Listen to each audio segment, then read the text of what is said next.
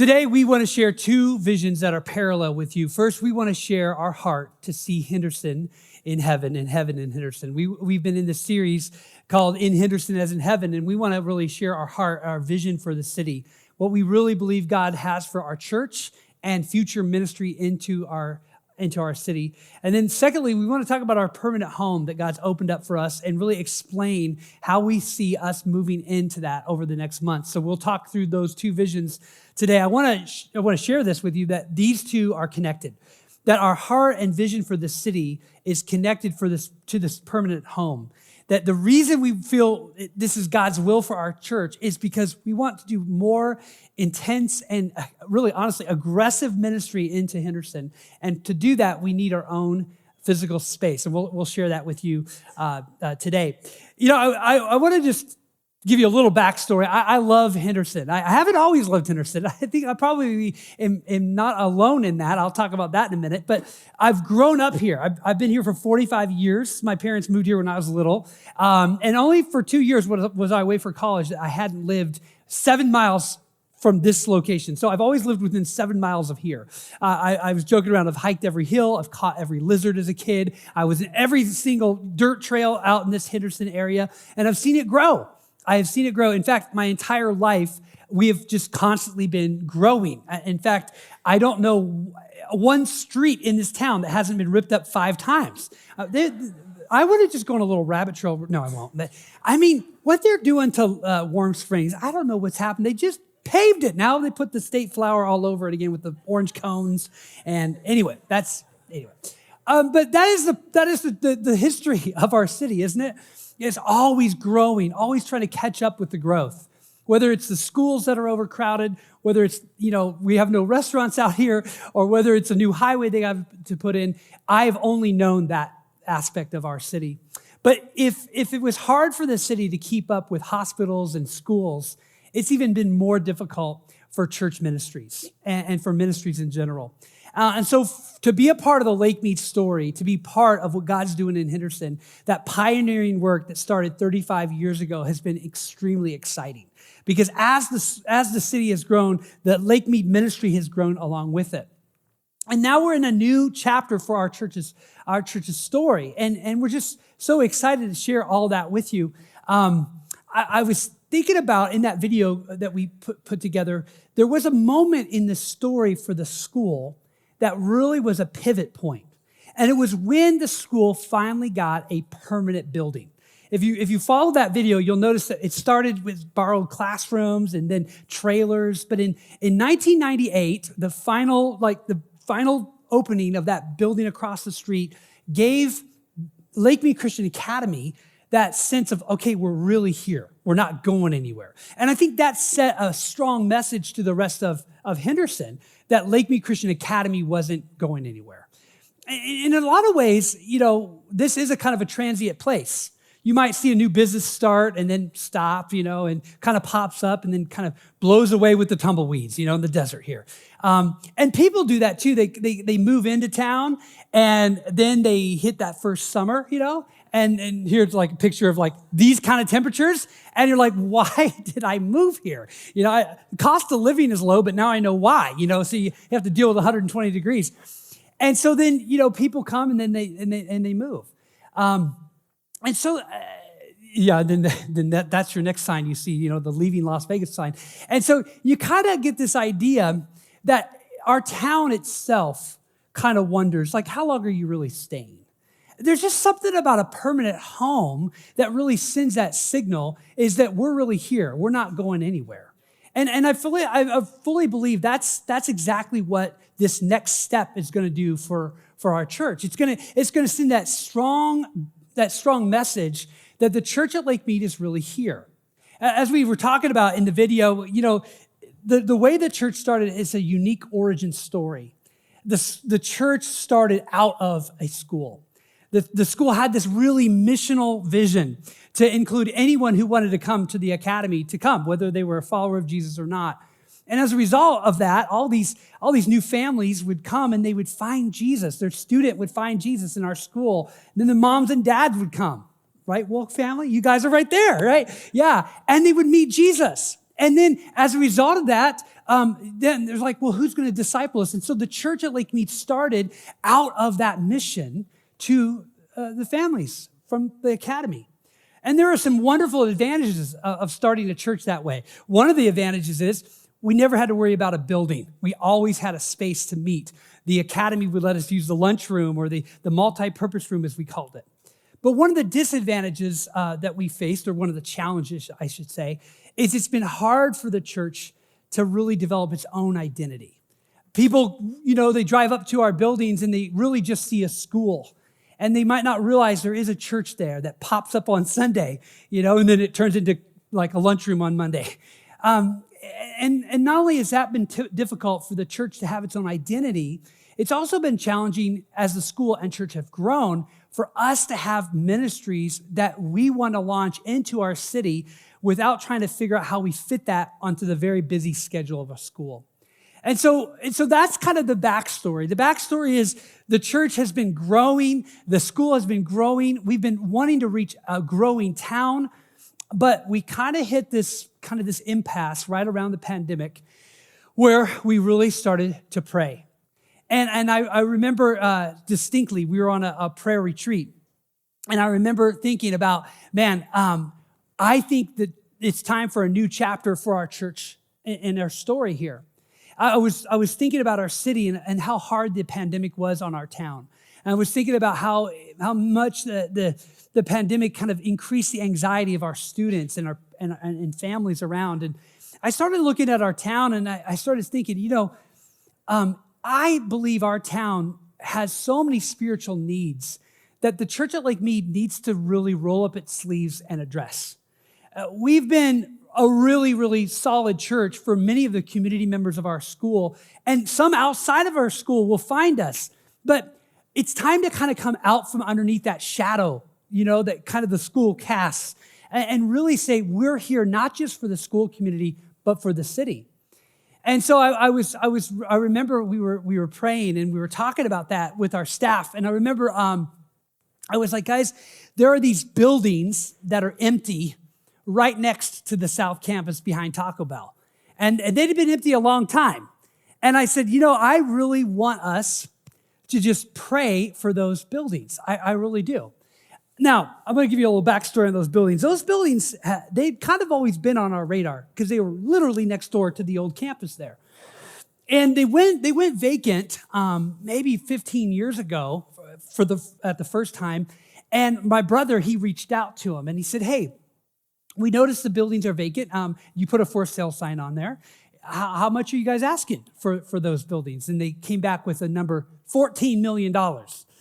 And be just like, wow, well, we don't have $14 million, so I guess that door's shut, And so we just kind of went on our way, and the Lord opened up the expansion over on this property. So that was before any of this was built. God did an amazing, miraculous story so that this property could be given to Lake Mead Christian Ministries, and we could build the North Campus. And as you saw in the video, that happened around 2016.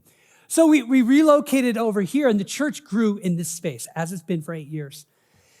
But so those properties were there. And in 2021, as we were coming out of the pandemic, and I really said, I really think we need our own space to really tell Henderson we're here, that we're not going anywhere. It's not a pop-up church, that we could do solid ministry to our town. I said, why don't we go there and pray? So Chris was there and he grabbed his guitar and we pretended like it was the walls of Jericho. And so we all went, there's Evan and there's Pastor Mike, and we just walked around those buildings. You can see it, they say for a lease there. And we started praying and believing that God would give us these buildings as a permanent home for the church at Lake Mead to do ministry to our city. And I remember we were praying, and I love that picture right there. That's Evan just putting his hand on what's now, I think, the Wellness Center. And guys, isn't that amazing that is so prophetic? There he's praying for buildings that we are currently using. Isn't that amazing? That this is let's celebrate that. These are these moments. You don't get them every day in life. These moments to say, I'm going to pray into something and I'm going to see actual things change. I'm going to see bits of heaven come to earth and see ministry start to impact the city. Well, I'm going to finish the story in a minute, but I want to talk to you about rolling up our sleeves for a minute today. We're in a series that's entitled In Henderson as in Heaven. And like I said, I had that stirring in my heart. Man, guys, it's time for us to roll up our sleeves and aggressively address the spiritual needs of our town as a church. It's time. God's planted us here in Henderson. This is where he wants us to be.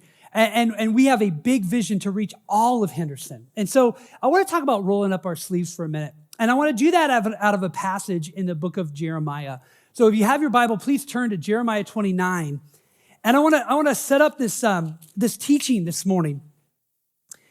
You know, rolling up your sleeves, kind of putting your shoulder to the plow, if you want to use that kind of image, it takes commitment to do that. It takes a little bit of grit to say, okay, I'm here. I'm going to get to work. And I want to show you this, kind of what happens sometimes that might stop us from doing that. And it's something about our souls. Can I talk about our souls for a second? Guys, can I just say it's easy to become dissatisfied in life. It's easy to kind of have a wandering spirit. It's easy for us to kind of think, I think the grass might be greener, you know? And I'm really not going to do much. I'm not going to put many roots here because I might be leaving and going over there. And that might happen in your marriage. Ooh. That might happen in a relationship. That might happen at a job. That might happen in a city. And I'm not really going to work too hard here because I might be out. You know, I'm going to go on a rabbit trail. I'm going to step on some toes. That's why I don't believe God has any desire for two people to live together without being married. Yeah, because I think that idea that we can just kind of pretend, you know, commitment and not really have commitment, it sabotages what needs to happen, which are roots being planted, which is I'm committing to you for better or worse. And when we don't do that, when we short circuit that, we kind of leave the back door open. And that wandering, restless spirit that we all struggle with kind of, you know, it kind of invites us to kind of, let's walk away when this gets difficult, right? So this sermon today, this message, it's Vision Sunday, is about us collectively, but you individually saying, I'm going to roll up my sleeves. I'm going to be committed to something. I'm here. I don't know how long I'm here because no one is guaranteed tomorrow. But while I'm here, I'm gonna plant. We're going to talk about that. I'm going to build some houses. Let's look at this in Jeremiah chapter 29. So this is what the Lord Almighty, the God of Israel, says to all those I carried into exile from Jerusalem into Babylon. Let me set this backstory up to you. So this is a tough season in Israel's history, in their story. Israel has not been faithful to God. God had warned them from the beginning of their covenant with Yahweh that if they weren't faithful, God would allow other enemy nations to take them out. And this happens to Israel. And you can read this whole entire kind of story unfold. So at this point in the story, they're really experiencing the consequences of years of unfaithfulness to Yahweh. And God basically just says, look, I'm going to pull back my protection and I'm going to let these other nations that are just all around you just kind of take you out. So that happens. So Israel is now carried, a big chunk of them are carried into Babylon. And notice though that God says, I carried it. I carried you into exile. You know, you might have looked like it was Nebuchadnezzar and his army, but it was really Yahweh. He says, I put you there. I let this happen. I'm letting you be carried into Babylon. Now, I want you to picture yourself one of those Jewish folks, and you're in a foreign land, and they worship foreign gods, and they have foreign food, and they speak a foreign language, and you feel very out of place, and you just hate where you're at. Have you ever been there in life? I just hate the season I'm in. I hate where I'm at. And you're tempted, that wandering spirit that I'm telling you we all struggle with, it starts to roar. That voice gets louder. Man, how can I get out of this? I don't like where I'm at. And at that moment, there are these prophets. We're not going to get into the story too much, but they start to tell Israel what they want to hear. Can I say this to you? The devil always will tell you what you want to hear. He loves that. When you're in a temptable moment, when you're in a season of weakness, he'll tell you exactly what you want to hear. That other relationship, that other girl at work, she'll meet your needs. She's what you need. You know, that wife at home, she's not. Whatever you want to hear, the devil's ready to tell you. And so the exiles started to hear this, like, oh, we're going to go back home soon. Like, you know what? Our time in Babylon's just for a short moment. God will bring us back home, like he did back with our forefathers out of Egypt, back home to the promised land. Like, that's going to happen again. And so God inspires the prophet Jeremiah to write a letter to these exiles. He's not even with them. He writes a letter. And that's what we're going to read today. He says to them, build houses and settle down. Plant gardens and eat what they produce. Now, if you're an exile, this is probably not what you want to hear the prophet tell you. Because when you say build a house, that implies you're staying a while. When it says settle down, that means you're not going back to Jerusalem anytime soon. He doesn't say pitch a tent. He says build a house. And he doesn't say go to Smith's and buy the produce. He says plant a garden and wait for the produce. This tells the exiles that God's will is for them to bloom in Babylon. God's will is for them to build in Babylon. Not keep looking for that grass that's greener, not keep waiting for the times, the things to get better, life to improve, but instead to realize you need to roll up your sleeves and get to work. Look what else he goes on and says. He says this. He says, marry and have sons and daughters. Find wives for your sons and give your daughters in marriage so that they may have sons and daughters. Increase in number there. Do not decrease. Now we're talking about generations being in Babylon. Again, if you're one of these exiles, this is not what you want to hear. You're hoping that the time in Babylon is short. And now the prophet is saying, prepare to be there for a few generations. Prepare to really set some roots down because you're going to be there for a minute. Guys, let me ask you, are you the kind of person that when the conditions aren't ideal, do you wait or do you work? I want you to ask that. When things are tough, are you someone that says, well, it's just too hard right now, I'm just going to wait? Or are you someone that says, no, I know things are tough right now, but you know what? I have no idea how long they're going to be tough, so I might as well get to work. I think as followers of Jesus, we're supposed to live lives that are marked by faith. And we're supposed to say, look, Lord, there's so much of my life I can't control, but I can control whether I decide to either work or to have an excuse to wait. And I'm going to tell you this, I think a lot of us can waste our lives waiting for greener grass and peaceful shores when God's called us to bloom in Babylon.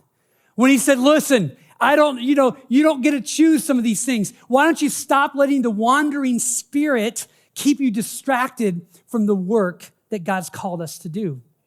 I think that happens a lot as Americans, if I can say this. Because we are, if anything, we're people that have lots of choices, lots of options. We can pack up and move across the country. We can keep going on Indeed for another job opportunity. I was actually watching this one commercial and they were doing this score. You could do this score and you can compare different metropolitan areas in the United States to see how well they would score with your preferences.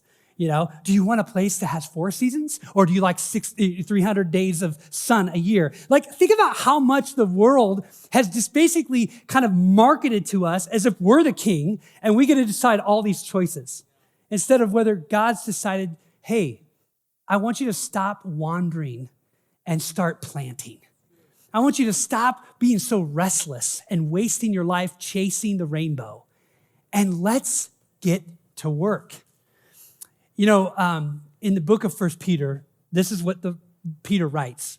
He says, dear friends, I urge you as foreigners and exiles to abstain from sinful desires which wage war against your soul.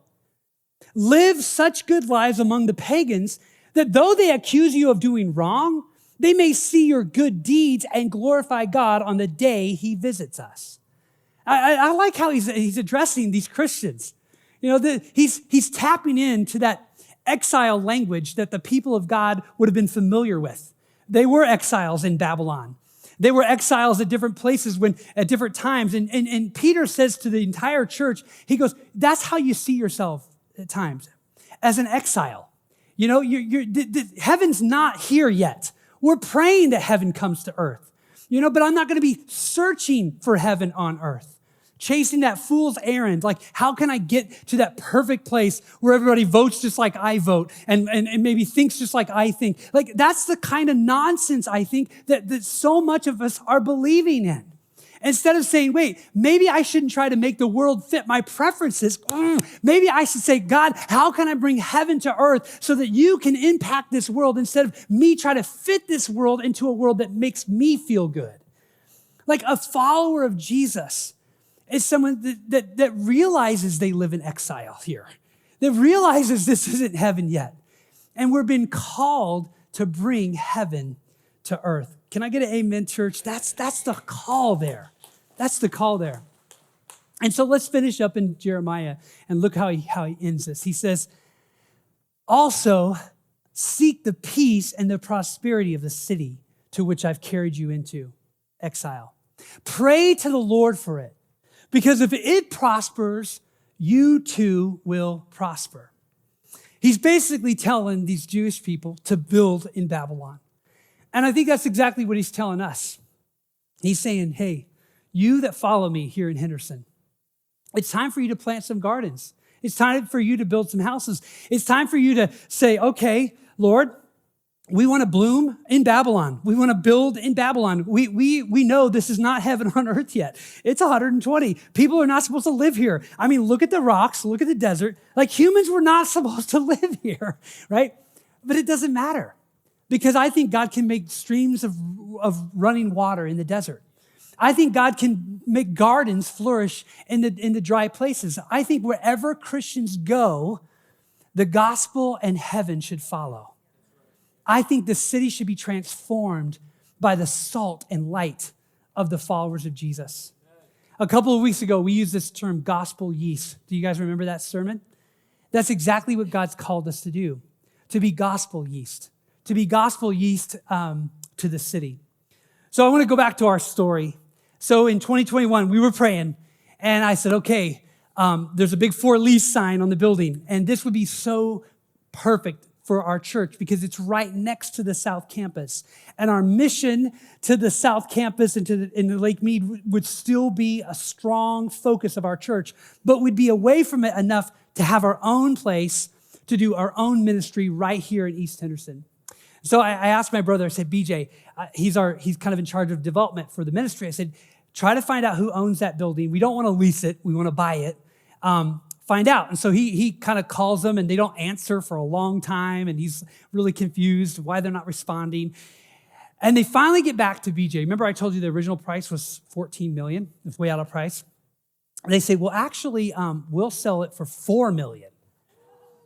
Now, I have been around Vegas. I've never seen property values drop here in Vegas. This dropped from $14 million to $4 million.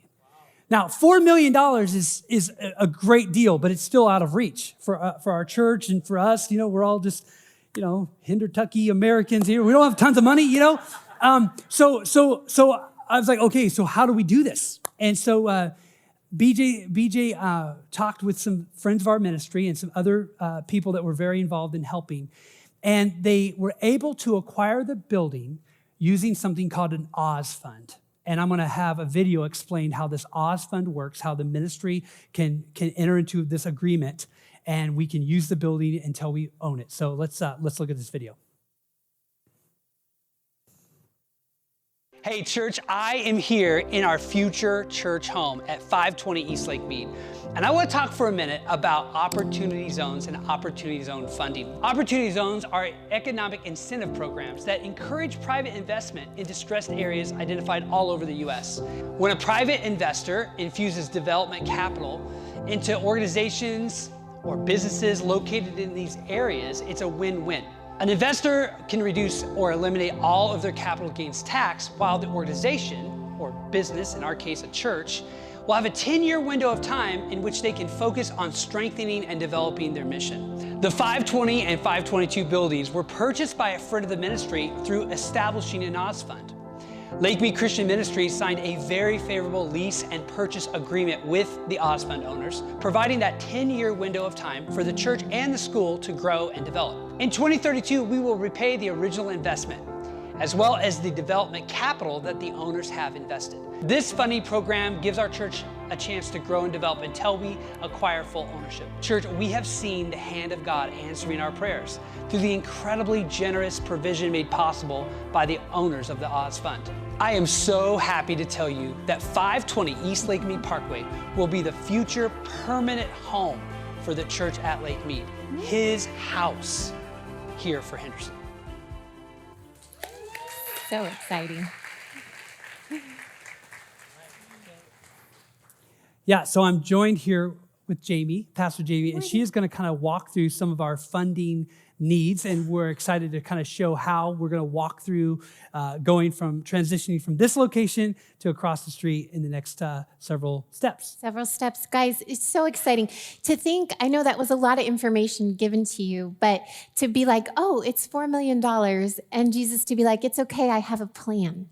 Just walk with me, hold my hand, and we'll walk through that. That opportunity that was given to us was beyond our imagination, and isn't that how God works? That's actually what the plan was called originally. When we first did our Sprint to 520, we named it Immeasurably More, that he could do immeasurably more than we could ever imagine. So that started May of 2021. We signed the documents, we were moving forward, and we did what we called Sprint to 520 to raise the original $500,000. 520 was the goal. And we did. As a community, we raised that. We were super excited. And that allowed us to give design plans and a traffic study to the city that had to be done to move forward. Now, while the plans were being reviewed and the traffic study was happening, the city gave us permission to open 522. That's where the wellness center is, and that's where classrooms are currently. But as far as the church renovation, the city was like, oh, hold on.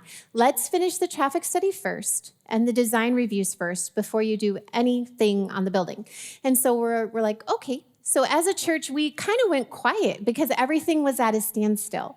But between that point and now, people have continued to faithfully give. So in May, like I showed just in a few weeks, we raised right over $520,000, which is awesome. But from then till now, people have continued to give even without us really asking, but them investing in the future and giving to Jesus, and we're right at $600,000. So if somebody gives like $20 today, we're at $600,000. So that could be you. No, isn't that exciting? So it's so awesome, but that's kind of what happened, that we just went quiet. People continued to give.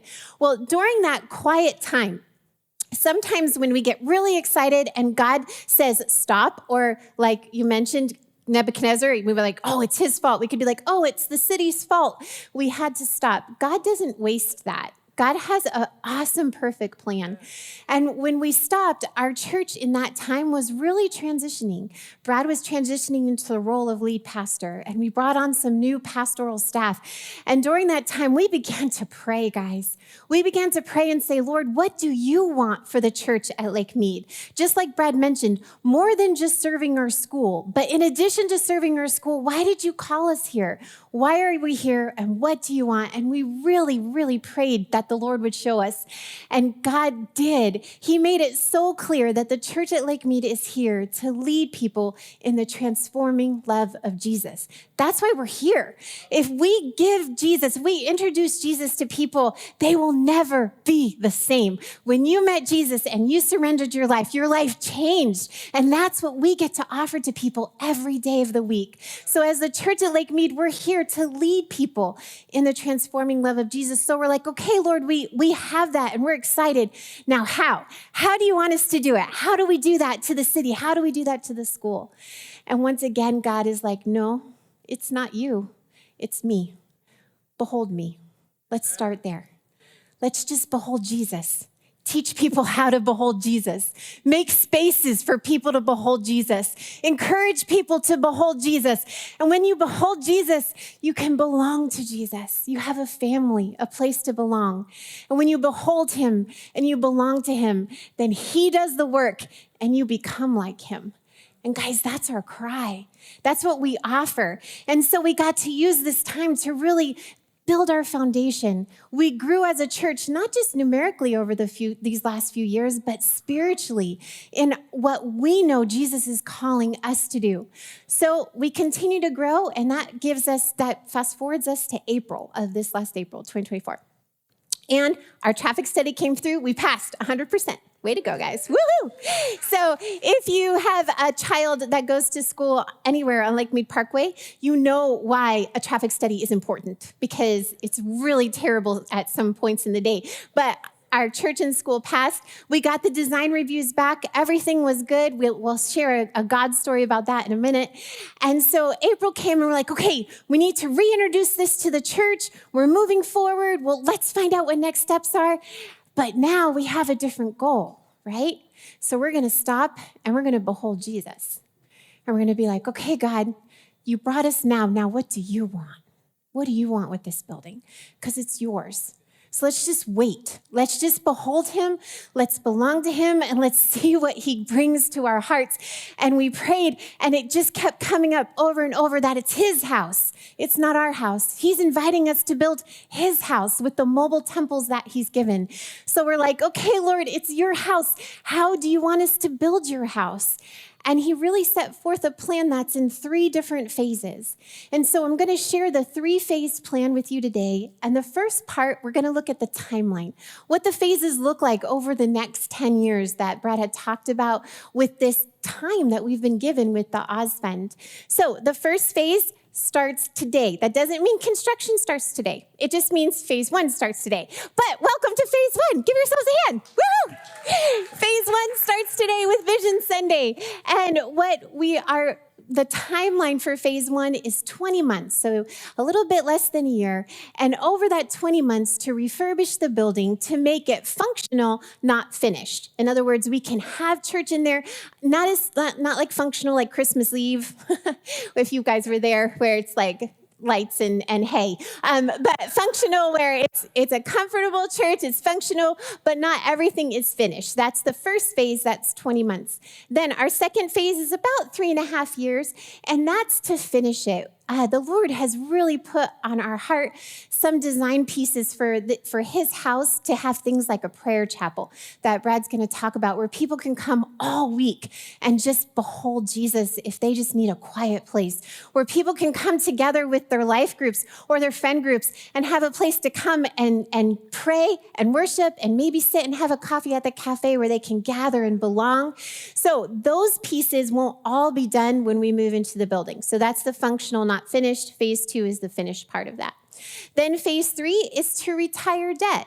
So that is, we don't want to have debt on the building or the land. So phase 3 would be to retire the debt that we have.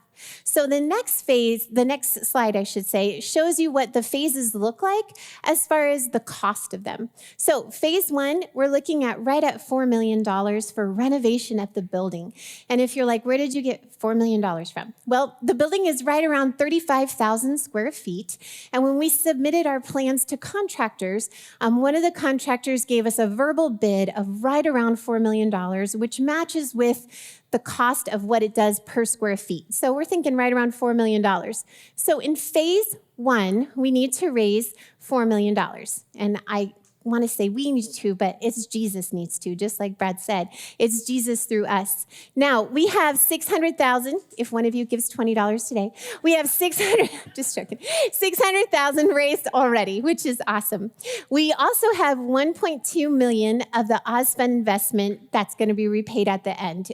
Brad talked about that the Oz Fund, they have to put in capital into the building. That's 1.2.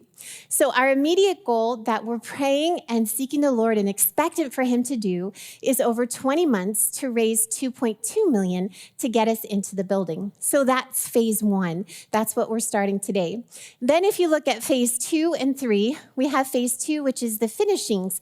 This number is super loose because that's where you don't know how much the audiovisual is going to be once we have exactly what we believe the Lord wants for the whole building. And we might even have God show up. I shouldn't say might. I think God's going to show up in some mighty ways where we're like, whoa, that's beyond what we ever expected. We've already had some God stories for that. So that's the finishings. That's like when you get into new house and you're so excited. You're like, we slept here for the first night. It was air mattresses, but we slept here. And then after 6 months, you're like, we need curtains. Like, that's like the finishing. So, and then phase 3 is the retirement of the debt, the ownership. So the property and land, like Brad had mentioned, was $4 million.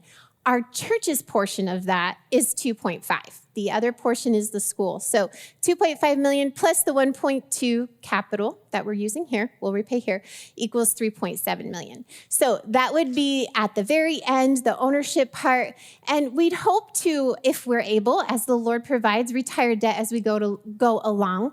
But we're keeping all of that loose and we're giving that to Jesus. Now, on this church, again, it's God's timeline, it's not ours. So we promise that we will be transparent, that we will communicate, we'll communicate with clarity, and so that way you can take this journey with us. This is the phases we believe God gave to us, but I don't have this is the day we start construction yet. We still have stuff we're working with the city, but we ask you to pray because we will invite you along that journey with us through each of these phases.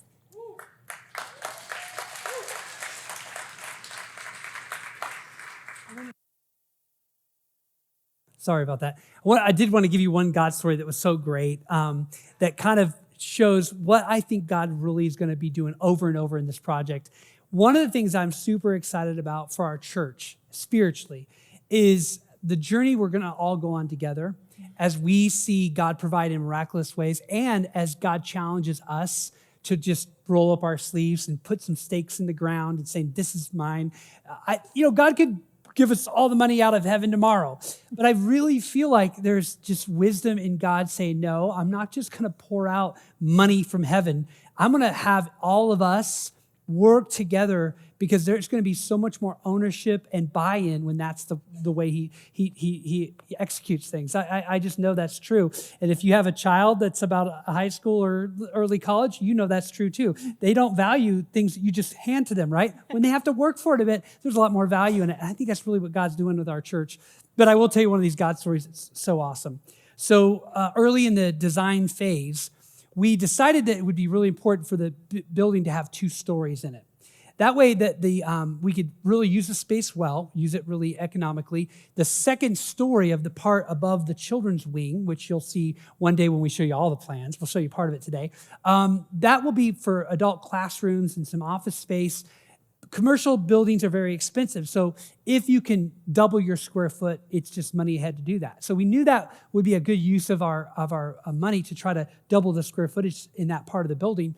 But in order to do that, we had to find the original plans to see if the architecture and the engineering would support a 2-story structure in that part. Unfortunately, we got some bad news from our architect. He said, Brad, we can't find the original plans of that building.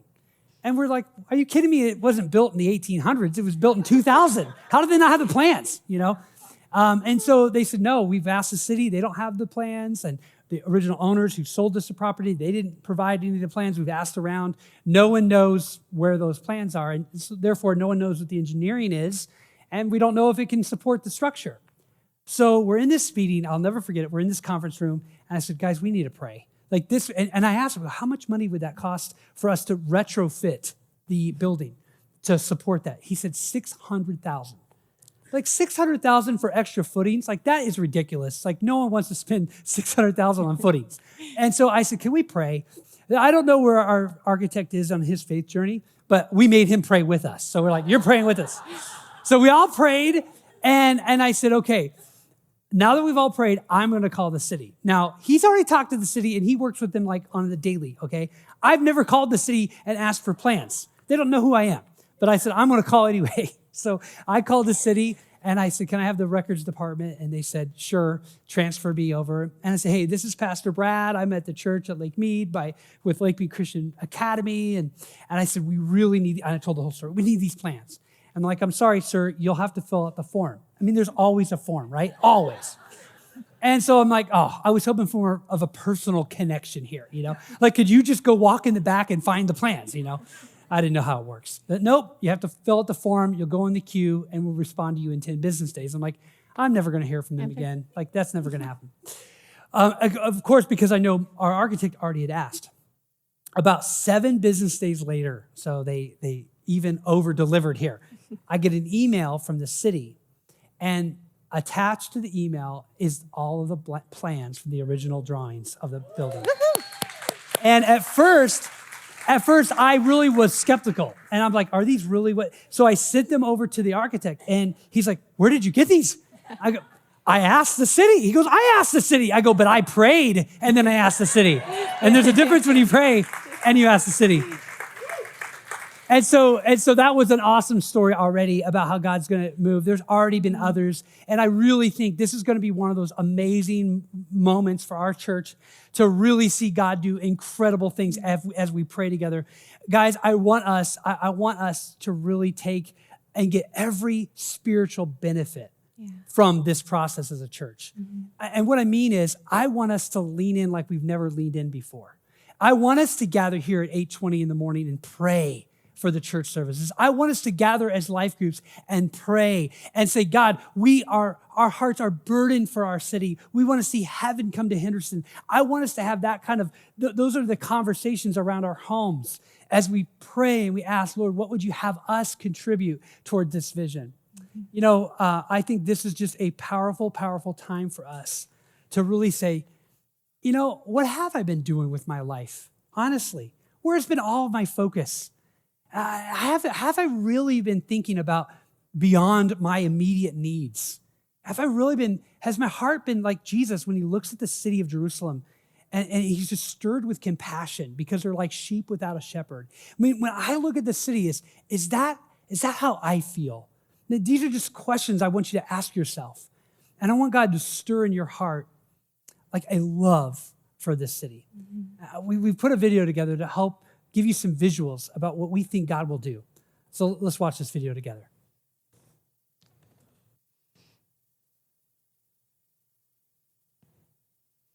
Our vision is Jesus, to behold Jesus, belong to Jesus, and become like Jesus.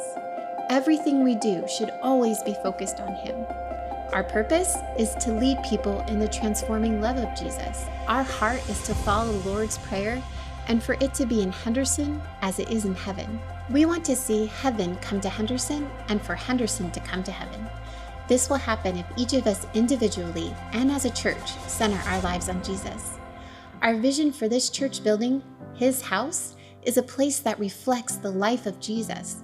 When we look at Scripture, we see Jesus devoting his life to things like prayer, worship, fellowship, teaching, and service to his community. Jesus said himself, "My house will be a house of prayer. You will worship the Lord your God and serve him alone. The Son of Man came not to be served, but to serve. Let the little children come to me and do not hinder them, for the kingdom of heaven belongs to such as these." As we look at the life of Jesus and abide in him, we hope to see in his house a prayer chapel to enter into his peace, a sanctuary to worship him, a cafe to fellowship with his people, classrooms to equip us to know him, a place to serve our city through him. This is his house, a home where the people of God gather to pray and worship together and live just as he did. For our families, neighbors, and the city we love, let's follow Jesus. Build houses, plant gardens, and may it be in Henderson as it is in heaven.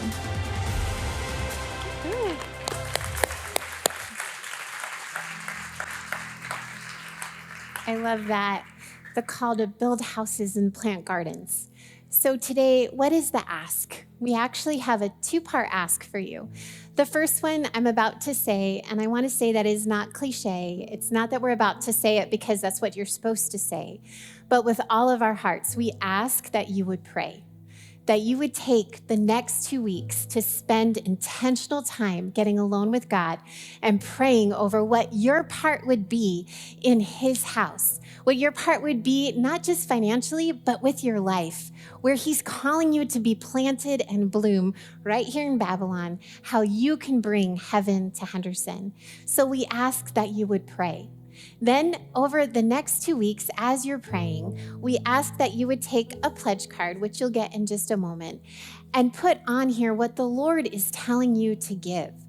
I want to remind us of 2 Corinthians 9:7. I love this verse. If you could put up there, it says, "You must each decide in your heart how much to give. And don't give reluctantly or in response to pressure, for God loves a person who gives cheerfully." And I want to say that that's our heart, guys. We want you to go before Jesus and be like, "Lord, what do you have me to give?" I'm not asking you to think of what can you give up to give. God might have that for you, but I want it between you and him, not of guilt, not of necessity, but out of overflow of love for what he's doing in and through you and in and through this city and in and through this ministry. It's between you and Jesus. So take the time to pray. Then on your pledge card on this side, it has your information, just your name, your email, your cell, and the reminder of the call to build houses and plant gardens. And then on the other side, it has what our goal is, like we talked about, the 2.2 million, and then a place to put your first fruit offering. In 2 weeks, on October 6th, we're going to come together and we're asking to give an initial offering, a first fruits. Maybe that day you can give a little bit more than you normally give to get us started and the momentum building for the program. In addition to prayer of what your initial offering is, we're asking you to pray, what could you give over the course of 20 months? On your pledge card in the middle, it kind of gives you an idea of, okay, if I was to give about this over time, this is what it could be over 20 months. Again, this is between you and Jesus. So we ask you to fill this out, what you can give weekly or monthly, and what your total commitment is for his house. Then on October 6th, during our response, that's the day we ask you to come and bring this back and commit this along with your first fruits offering. And then on October 13th, we're going to come together and we're going to pray the property. We're going to meet at 5:20 in the evening over at our new property. And we're going to walk around and we're going to pray and we're going to celebrate what God has done. And at that time, we're going to announce the pledges and the offering that has been given so far. And we're going to celebrate together as a church.